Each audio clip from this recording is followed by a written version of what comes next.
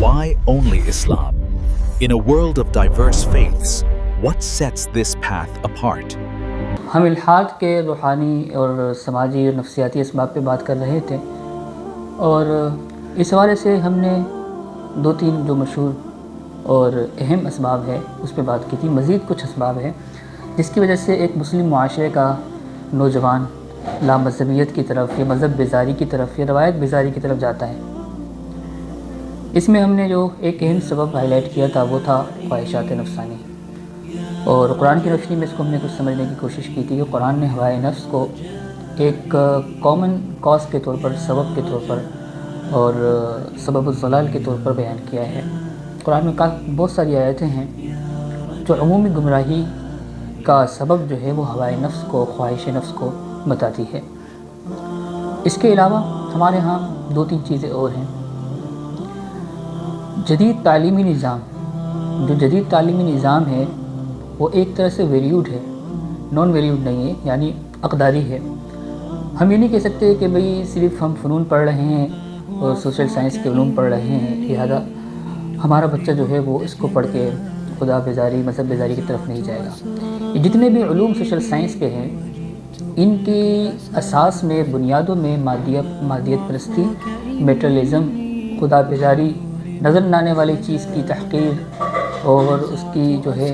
اہمیت کو کم کرنا، یہ چیز پائی جاتی ہے۔ تو سوشل سائنس کے جتنے علوم پڑھائے جاتے ہیں تو وہ اس کی تمام علوم میں مسائل موجود ہے۔ اور دوسری بات یہ ہے کہ عصری تعلیمی اداروں میں جو پڑھانے والے پروفیسر حضرات ہیں وہ خود مذہب کا زیادہ علم نہیں رکھتے ہیں، یا کافی حد تک مذہب سے دور ہوتے ہیں، یا مذہب کی خود ساختہ تشریح اپنے ذہن میں رکھتے ہیں، اور جو روایتی اقدار ہے مذہب کے، ان کی نگاہ میں جو مذہبی اقدار ہے وہ کافی حد تک فرسودہ ہوتی ہے، دقیانوسی ان کو لگتی ہے۔ تو لہذا پھر وہ حجاب بے پردہ ہے، اسلام کے دیگر جو مسائل احکام ہیں، فقہ کے، طہارت کے، غلام بندی کے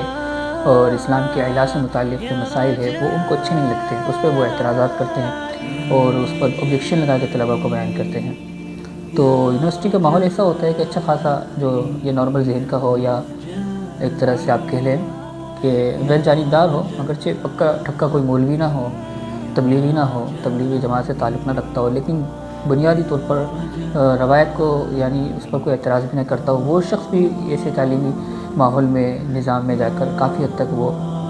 یعنی اس کا دماغ بھٹک جاتا ہے، اور جتنا زیادہ وہ آگے بڑھتے جاتا ہے، گریجویشن کرتا ہے، پوسٹ گریجویشن کرتا ہے، جتنا اوپر جاتا ہے تو اس کا یہ مسئلہ بڑھتا جاتا ہے۔ سوشل سائنس میں 2 بڑے مسئلے ہیں: ابتدائے کائنات کیسے بنی ہے، ابتدا کہاں سے ہوئی ہے، اور زندگی کی ابتدا کہاں سے ہوئی ہے۔ 2 چیز ایسی ہے کہ جس میں گھسا کے بھر کے جو ہے نا وہ لامذہبیت موجود ہے۔ یعنی کائنات جو ہے نا وہ خدا نے نہیں بنائی ہے، کائنات وہ مختلف عوامل سے بن گئی ہے، بگ بینگ سے بن گئی ہے، اس سے پہلے جو کوانٹم ویکیوم تھا اس سے بن گئی ہے، اور انسان کی ابتدا، حیات کی ابتدا وہ خدا نے نہیں کی، بلکہ وہ تو ایک لاکھوں سال کا ایک اندھا، گنگا، بہرا ارتقائی پروسیس تھا جس سے انسان وجود میں آیا ہے۔ تو یہ ایک بہت بڑا سبب ہے سوشل سائنس کے علوم ہے، یہ ہمارے یونیورسٹیز اور کالجز